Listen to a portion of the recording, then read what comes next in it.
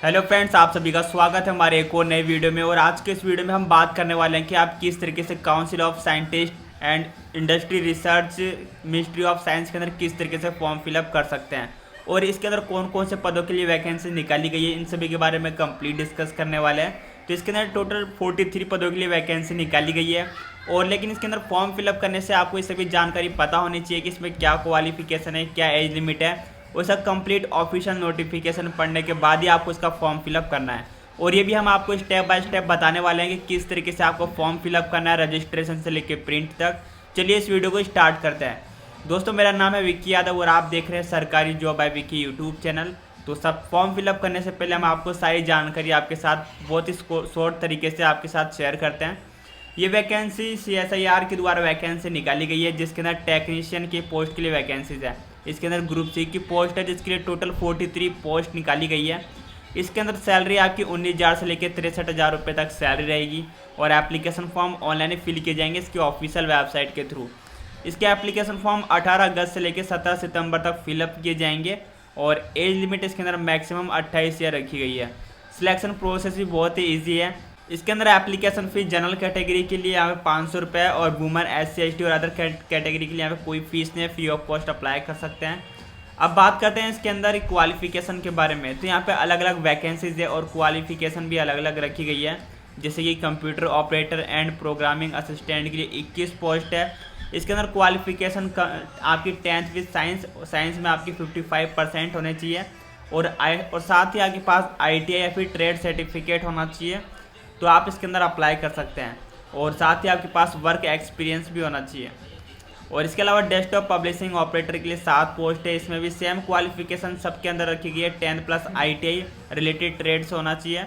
और computer hardware network maintenance और lab और medical lab technician, draftsman, instrumental mechanic, draftsman और कई सारी पोस्ट वैकेंसीज इसके अंदर निकाली गई है।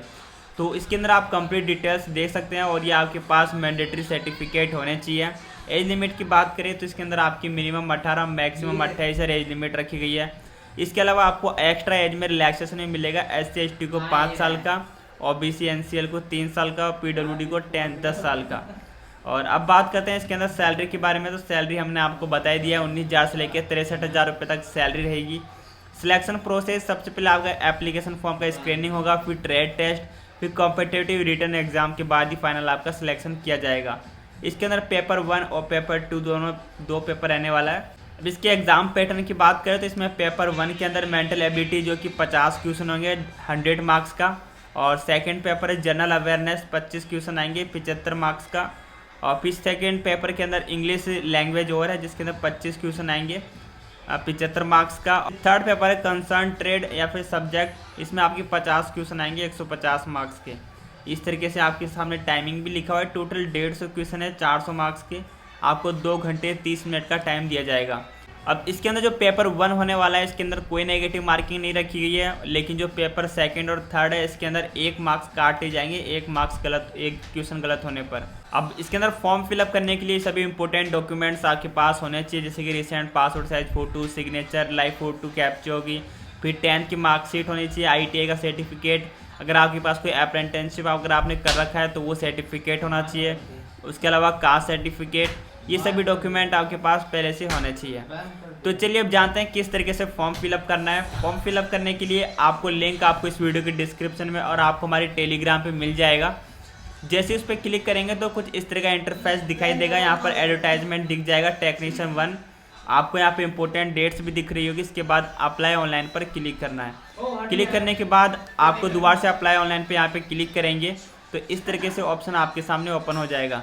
अगर आपने इसमें कभी पहले फॉर्म फिलअप किया है तो आपको ऑलरेडी रजिस्टर्ड पे क्लिक करके यहाँ पे ईमेल ID, पासवर्ड और कैप्चा फिल करके लॉगिन पर क्लिक करना है।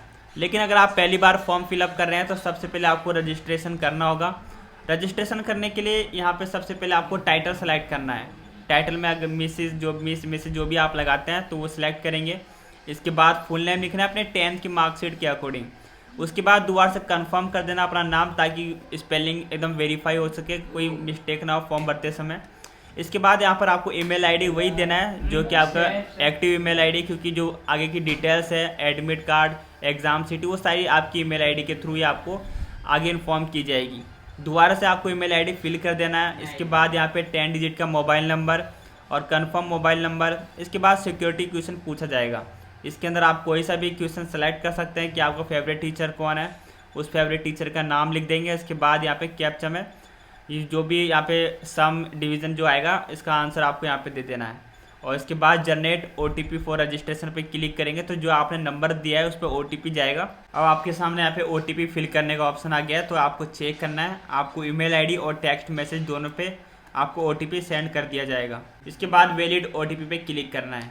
क्लिक करने के बाद अब आपके सामने पासवर्ड क्रिएट करने का ऑप्शन आएगा और पासवर्ड क्रिएट करने के लिए भी कुछ इंस्ट्रक्शन है। यहाँ पर password must be minimum 8 character का होना चाहिए और इसके अंदर आपको इंक्लूड करना है capital letter, upper case, lower case और यहाँ पे नंबर भी यूज़ करना है और स्पेशल कैरेक्टर को भी यूज़ करना है। इन सभी को यूज़ करते हुए एक स्ट्रॉन्ग पासवर्ड क्रिएट करना है।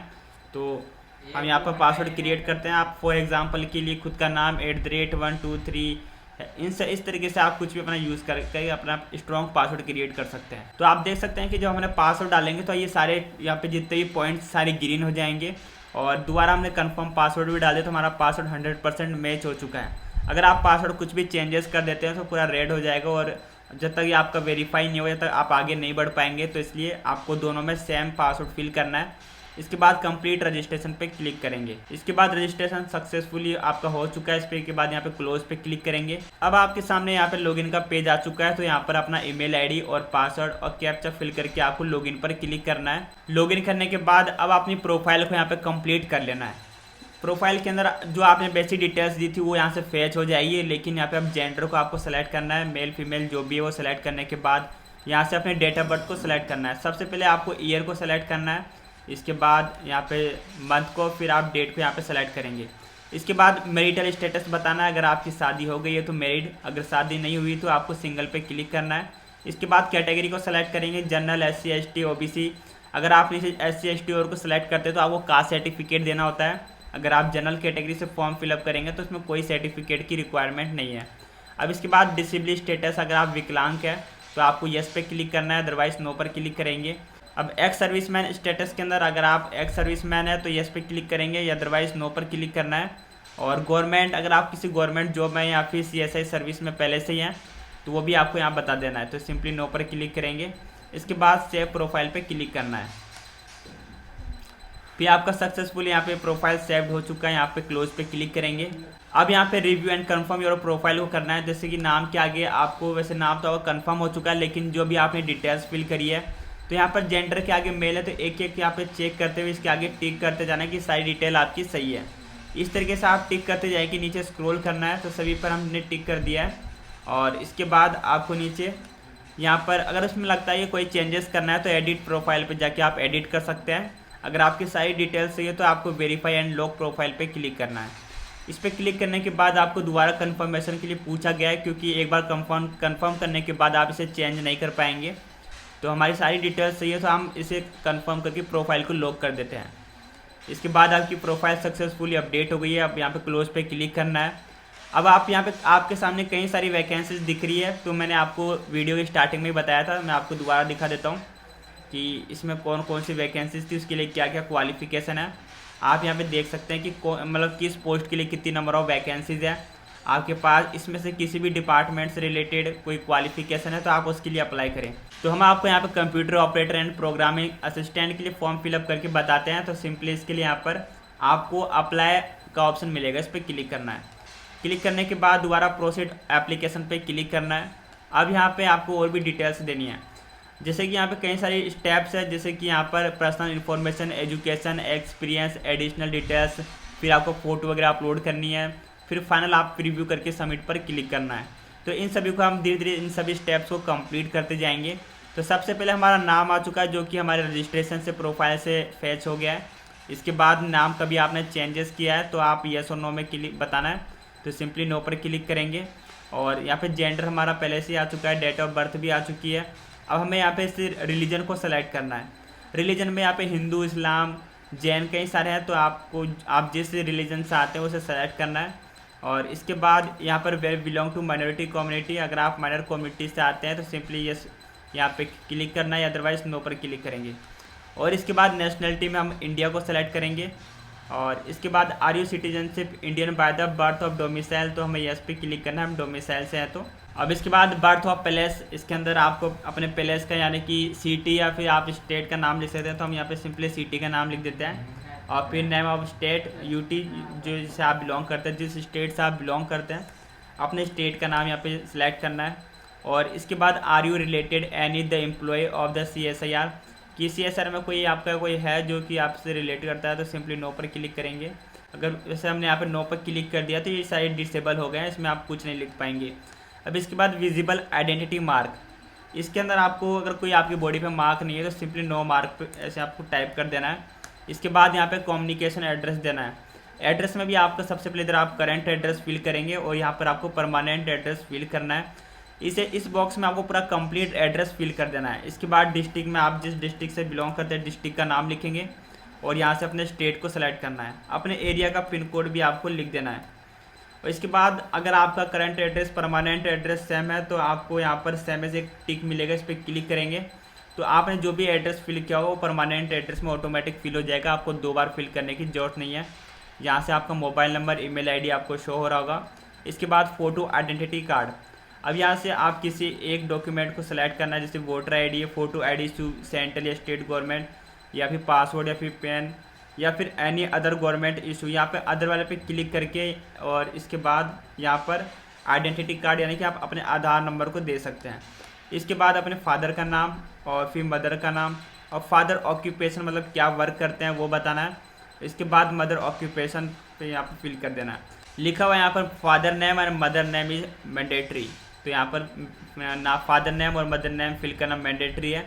अब इसके बाद यहाँ पे आपको फोटोग्राफी और सिग्नेचर्स को अपलोड करना है और अपलोड करने के लिए आपको सबसे पहले एक पासवर्ड साइज और आपको यहाँ पे डायमेंशन भी दिया गया है और यहाँ पे आपको जो है इमेज है आपकी JPG फॉर्मेट में होनी चाहिए, इसका साइज और मैक्सिमम 50 KB होनी चाहिए, यानी कि 50 KB से कम की आपकी इमेज होनी चाहिए। तो अपलोड करने के लिए आपको इस पर क्लिक करना है। अपलोड करने के लिए आपको चूज़ फाइल पे क्लिक करना है, फिर जिस लोकेशन पे आपकी इमेजेस सर्च करके उसे सेलेक्ट कर लेना है। ओपन करने के बाद इस तरीके से आपके सामने क्रॉप करने का ऑप्शन आएगा। आप यहाँ पे जितना यहाँ पे फ़ोटो को रखना चाहते हैं उतना क्रॉप कर सकते हैं। इसके बाद क्रॉप एंड अपलोड पे क्लिक करना है। इसके बाद यहाँ से आप लोग को सिग्नेचर भी अपलोड करना है सेम इसी तरीके से, तो यहाँ पे दोबारा से इस पर क्लिक करेंगे और यहाँ से हम सिग्नेचर को भी सेलेक्ट कर लेंगे। तो हमारा सिग्नेचर भी अपलोड हो चुका है। अब हमें यहाँ पे लाइव फ़ोटो को अपलोड करना है। अगर आपके सिस्टम में यहाँ पे वेब कैम है तो आप डायरेक्ट यहाँ से अपलोड कर सकते हैं, अदरवाइज़ अगर आप फ़ोन से फिलअप कर रहे हैं या फिर आपके सिस्टम में वेब कैम नहीं है तो इसे इस QR कोड को स्कैन करेंगे तो या कोई वेबसाइट या ऐप ओपन होगा, वहाँ से आप फ़ोटो लाइव कैप्चर करके वो अपलोड हो जाएगा। फिर आपको दोबारा यहाँ पे लॉगिन पर क्लिक करना है। हम यहाँ पे अपना वेब कैम यूज़ करने वाले हैं तो यूज़ वेब कैम इस पर क्लिक करेंगे और स्टार्ट कैमरे पे क्लिक करेंगे। तो हमारा वेब कैम यहाँ पे चालू हो चुका है, तो हम इसे परमिशन देंगे। तो हमारे यहाँ पे लाइव फ़ोटो भी कैप्चर हो चुकी है। तो इस तरीके से और इस जब आप फ़ोटो को कैप्चर करेंगे तो आपके आइज़ को ब्लिंक जरूर करना है तभी फ़ोटो कैप्चर होगी। अब इसके बाद नीचे स्क्रॉल करना है और आपको नेक्स्ट पेज पे क्लिक करना है। अब यहाँ से अपनी एजुकेशनल डिटेल्स को यहाँ पे देना है, जो भी आपने पोस्ट को सिलेक्ट किया इसमें जो क्वालिफिकेशन रिक्वायर्ड है। जैसे कि हमने यहाँ पर ऊपर कंप्यूटर ऑपरेटर वाली इसे चूज़ किया तो इसमें 10th और IT आपसे और अलग से एक्सपीरियंस मांगा गया है, तो इन्हें हम यहाँ पे फिल करेंगे। तो सबसे पहले हम यहाँ से मैट्रिक की डिटेल्स को फिल करेंगे यानी कि 10th की डिटेल को, और यहाँ पे नेम ऑफ एग्ज़ाम तो यहाँ पर SSC को सिलेक्ट करना है और यहाँ पर सब्जेक्ट यहाँ पे ऑल सब्जेक्ट आप लिख सकते हैं।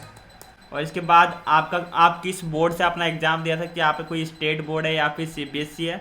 अगर स्टेट बोर्ड है तो अपने स्टेट बोर्ड का नाम लिख देना है और फिर ये सर्टिफिकेट नंबर या आपकी मार्कशीट के अंदर आपको मिल जाएगा, जैसे कि सीरियल नंबर भी कहते हैं, तो वहाँ से आपको मिलेगा। और इसके बाद आपको मंथ ऑफ पासिंग यानी कि आप किस मंथ में आपने पास किया था और यहाँ से ईयर को सेलेक्ट करना है। ईयर को सेलेक्ट करने के बाद अब यहाँ पर CGPA था या फिर इफ़ एप्लीकेबल है आप इसे छोड़ भी सकते हैं, या फिर आपका कोई परसेंटेज था तो परसेंटेज में आपको बता देना है। इसके बाद क्या क्लास थी आपकी, फर्स्ट सेकंड या फिर जो भी थे वो आपको बताना है। इसके बाद 7 ऐड अनदर पे क्लिक करेंगे तो हमने यहाँ पे अपनी 10th की डिटेल को ऐड कर दिया है। और नीचे स्क्रॉल करेंगे तो आपको यहाँ पे 10th की डिटेल्स भी दिख जाएगी और हमें क्या क्या अपलोड करना है। नीचे स्क्रॉल करेंगे तो आपको यहाँ पे 10th की मार्कशीट और ITI सर्टिफिकेट अपलोड करना है, 3 डॉक्यूमेंट अपलोड करना है। तो ये आपको देखने को मिल जाएगा, जिसमें से हमने जो आपको ग्रीन टिक मिल रहा है वो हमने अपलोड कर दिया है। अब हमें यहाँ पे ITI का सर्टिफिकेट अपलोड करना है, तो यहाँ आप ITI सर्टिफिकेट वाले पे क्लिक करेंगे और यहाँ पर दोबारा से आपको ITI नेशनल स्टेट ट्रेड या सर्टिफिकेट पे क्लिक करना है। अब इसके बाद सब्जेक्ट, यहाँ पर आपका जो भी सब्जेक्ट है वो आपको यहाँ पे सेलेक्ट करेंगे। आपने किस ट्रेड से किया है वो ट्रेड का नाम लिख सकते हैं। इसके बाद बोर्ड या यूनिवर्सिटी, आपका जो भी इंस्टीट्यूट का नाम है वो आपको यहाँ पे लिख देना है। जो भी, अब मैं यहाँ पे ABCD फॉर एग्जाम्पल लिख रहा हूँ, आपके मार्कशीट में जो भी है उससे देख कर ही आपको लिखना है। इसके बाद सर्टिफिकेट का नंबर आपको लिख देना है और यहाँ से आपको अपना कोर्स का ड्यूरेशन यहाँ पे सेलेक्ट करना है। इसके बाद पासिंग ईयर और यहाँ पे इसके बाद पासिंग मंथ और पासिंग ईयर को सेलेक्ट करना है और जो भी आपकी परसेंटेज थी वो भी आपको यहाँ से फिल कर देना है और यहाँ पे फर्स्ट डिवीज़न सेकंड डिवीज़न जो बनी थी उसे सेलेक्ट करेंगे। इसके बाद सेव एंड अनदर पे क्लिक करना है। तो ये भी डिटेल्स आपकी ऐड हो चुकी है और नीचे आपका दोनों ग्रीन हो चुका है। अब इसके बाद नेक्स्ट पेज पे क्लिक करेंगे और यहाँ से अब अपने एक्सपीरियंस को ऐड करना है। अगर आपने किसी फील्ड में अपना कोई एक्सपीरियंस है तो उसे यहाँ पे फिल करेंगे। जैसे कि आप उस ऑर्गेनाइजेशन का नाम लिखना है जहाँ पे आपने काम किया था। और इसके बाद टाइप ऑफ एम्प्लॉयर, आप किस तरीके थे, सेंट्रल के थे या स्टेट या फिर कोई प्राइवेट था या फिर उसे आप यहाँ पे सेलेक्ट करना है। इसके बाद आपकी वहाँ पे पोजीशन क्या थी, आपका क्या वर्क था, आपका रोल वहाँ पे आपको लिखना है। और इसके बाद डेट ऑफ ज्वाइनिंग, आपने कब उसे ज्वाइन किया था और इसके बाद आपने कब उसे लीव कर दिया था, उसे भी आपको सेलेक्ट करना है। तो यहाँ पे हमने सेलेक्ट कर दिया। इसके बाद आपको स्टाइपेंड या क्या कितनी सैलरी मिलती थी तो वह यहाँ पे आपको अपनी सैलरी बतानी है। और इसके बाद यहाँ पे प्राइमरी फंक्शन एरिया क्या था, तो यहाँ पर रिसर्च डेवलपमेंट था या टीचिंग था, कोई इंडस्ट्रियल था। तो यहाँ पर इंडस्ट्रियल हम सेलेक्ट कर लेते हैं, आपको अपने अकॉर्डिंग सेलेक्ट करना है। इसके बाद नेचर ऑफ एम्प्लॉयमेंट में से किस तरह रेगुलर बेस पे थे या फिर टेम्प्रेरी थे या कॉन्ट्रेक्चुअल बेस थे। तो यहाँ पर हम सेलेक्ट कर लेते हैं, यहाँ पर रेगुलर थे, रेगुलरली हम सेलेक्ट कर लेते हैं। और फिर नेचर ऑफ वर्क यहाँ पे आपको कुछ भी लिख देना है, 10 से 20%, तो बेस्ट कुछ भी आप अपने हिसाब से लिख देना है, बेस्ट एक्सपीरियंस जो भी आपका। तो आप जैसे नीचे स्क्रॉल करेंगे तो यहाँ पे एक्सपीरियंस भी आपका ऐड हो चुका है। और अब आपको यहाँ पे नेक्स्ट पेज पे क्लिक करना है। क्लिक करने के बाद एडिशनल डिटेल्स आपसे पूछी गई, declare how to meet essential qualification this post. तो यहाँ पर 10th और ITI हम यहाँ पे सेलेक्ट करेंगे। और फिर चूज़ स्पेशलाइज्ड ऑफ ITI, तो इसमें आपने किस ट्रेड से अपना ITI कर रखा है। तो यहाँ पर कंप्यूटर ऑपरेटर की पोस्ट को हमने सेलेक्ट किया, तो हमारे सामने वो ऑप्शन आ रहा है, इस पर क्लिक करेंगे और यहाँ पर 7 details go to next page पे क्लिक करना है। तो यहाँ पर आपके सामने जो 3 बॉक्स है, तो हमने क्वालिफिकेशन तो अपलोड कर दिया। अब हमें यहाँ पे पासवर्ड और लैंग्वेज और स्किल को सेलेक्ट करना है। अगर आपके पास पासपोर्ट है तो यहाँ पे पासपोर्ट का नाम और डेट ऑफ इशू और डेट ऑफ एक्सपायरी और इशू ऑफ अथॉरिटी का यहाँ पर नाम लिख देना है। इन डिटेल्स को फिल करना है। अगर आपके पास नहीं है तो आप इसे ब्लैंक छोड़ सकते हैं। और फिर कंट्रीज़ विजिट, आपने कितनी कंट्री को विजिट किया है तो वो भी आप यहाँ बता सकते हैं। और आपका कहाँ से कहाँ तक और क्या पर्पज़ था, अगर आप, वैसे ये ऑप्शनल है, आपसे छोड़ सकते हैं। और फिर यहाँ पे लैंग्वेजेस को बताना है। लैंग्वेज में आपको कौन कौन सी लैंग्वेज आती है तो उसे यहाँ पे बताएंगे। तो सबसे पहले हम अपनी लोकल लैंग्वेज लिख देंगे, आपको पढ़ना लिखना बोलना आता है और ये आपकी मदर टंग लैंग्वेज है तो इस पर क्लिक करेंगे। और इंग्लिश को भी आप यहाँ पे, मैंने इंग्लिश को भी लिख दिया तो इसमें पढ़ना बोलना और लिखना सब आता है। तो ये हम क्लिक कर दिए, हमारी मदर टंग लैंग्वेज नहीं है तो हम इसे छोड़ देते हैं। अब इसके बाद स्पेशल मेरिट अवार्ड कोई ऑनर आपको मिला है तो आप बता सकते हैं, अदरवाइज आपको नीचे स्क्रॉल करना है और save details go to next page पे क्लिक करेंगे। इसके बाद एडिशनल इन्फॉर्मेशन यहाँ पे पूछा गया है, if select time required joining days, यानी कि जब आपका सिलेक्शन हो जाएगा तो आपको कितना टाइम चाहिए ज्वाइनिंग करने के लिए। तो हम अप्रोक्स 1 मंथ लिख देते हैं। और फिर क्या आपको किसी बोर्ड के द्वारा डिबार किया गया यानी कि डिस्क्वालीफाई किया गया, UPSC स्टेट बोर्ड किसी के भी द्वारा, तो सिंपली हम यहाँ पे नो को सेलेक्ट कर लेंगे। और इफ़ यस तो ये तो आपका डिसेबल हो गया है। इसके बाद यहाँ पे प्रोक्यूशन, क्या आपको कभी जेल या फिर कोई आपके पास कोई court law and offence FIR दर्ज हुआ है तो वो बताना है, तो सिंपली नो पर क्लिक करेंगे। Are you under any bond या कॉन्ट्रेक्चुअल, आपके कहीं पे जॉब पहले से कर रहे हैं तो वो आपको बताना है येस और नो में। तो यहाँ पे किसी रेफरेंस का नाम दे सकते हैं, अदरवाइज हम छोड़ देंगे। और यहाँ पे 7 गो टू नेक्स्ट पेज पे क्लिक करेंगे। लेकिन यहाँ पे रेफरेंस 1 इज़ रिक्वायर्ड, यानी कि कम से कम आप एक लोगों का आपको रेफरेंस देना जिसे आप जानते हो।